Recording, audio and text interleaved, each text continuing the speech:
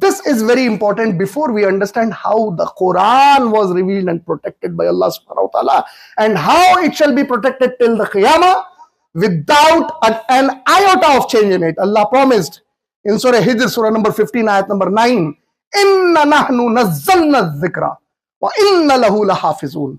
Most certainly it is we who have revealed this zikr, and most certainly we shall protect it. Allah said in Surah Fussilat, Surah number 41, ayat number 42, the batil, the falsehood, cannot approach this book from above or from beneath, neither from the right nor from the left. For Ar-Rahman who revealed it is protecting it.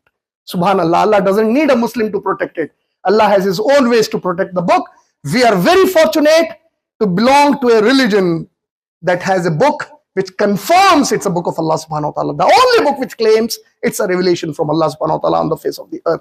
And as Ramadan is approaching, it's important for us to learn the knowledge of Quran so that you enjoy the recitation and you practice to understand this message of Allah subhanahu wa ta'ala for us.